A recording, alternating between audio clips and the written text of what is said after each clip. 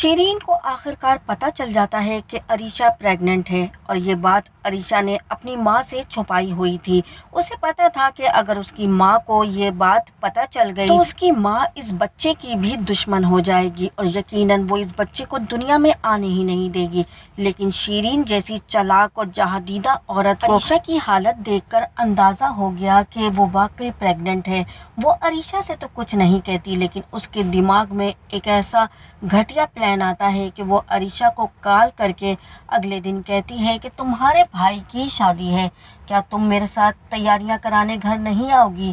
یہاں پر شیرین کا یہی پلان تھا کہ وہ شادی کے درمیان ہی عریشہ کے ساتھ کچھ ایسا کرے گی کہ جس سے رافع کا آنے والا بچہ ختم ہو جائے۔ وہ نہیں چاہتی کہ اس کی بیٹی رافع جیسے انسان کی اولاد کو پیدا کرے، وہ اس رشتے کو ختم کرانا چاہتی ہے اور اچھی طرح جانتی تھی کہ اگر بچہ آ گیا تو پھر یہاں سے کہانی بہت مشکل ہو جائے گی اور پھر کسی بھی قیمت پر عریشہ اس کے ہاتھ نہیں آئے گی۔ وہ عریشہ کی طلاق دلوانے کے لیے بہت ہی گھنونا منصوبہ بنا لیتی ہے۔ ایک لیڈی ڈاکٹر سے بات کر لیتی ہے جہاں وہ عریشہ کو بغیر اس کو کچھ بتائے لے کر جاتی ہے کہ میں تمہارا چیک اپ کرانا چاہتی ہوں۔ عریشہ بہت ڈر رہی ہوتی ہے کہ اس کی ماں کو اگر پتہ چلا تو یقیناً اس کے ساتھ اچھا نہیں کریں گی۔ وہ اپنی ماں کی نیچر سے اچھی طرح واقف تھی۔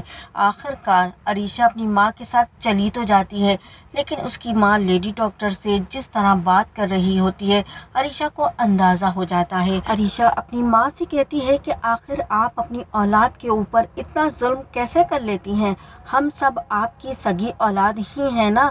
تبھی یہاں پر شیرین کہتی ہے تم لوگ میری سگی اولاد ہو، اسی لیے میں تم لوگوں کے لیے اتنا زیادہ سوچتی ہوں۔ تبھی یہاں پر عریشہ اپنی ماں کو صاف صاف الفاظ میں کہتی ہے کہ آپ بے شک اپنے بیٹوں کے بارے میں سوچیں، لیکن میرا آپ سے اب کوئی تعلق نہیں ہے، اور اگر آپ نے مجھے اور رافع کو ایک دوسرے سے دور کرنے کی کوشش کی تو میں بھول جاؤں گی کہ آپ میری ماں ہیں۔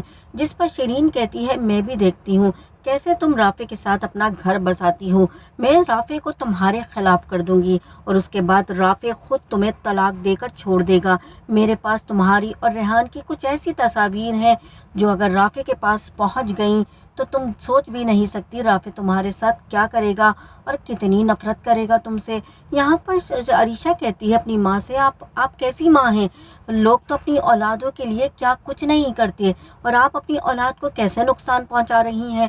یہاں پر شیرین کہتی ہے بھائی تم میری بات مانو، رافع سے طلاق لو، اس بچے کو ختم کرواؤ، یہ تمہارے پیروں کی بیڑیاں بن جائے گا۔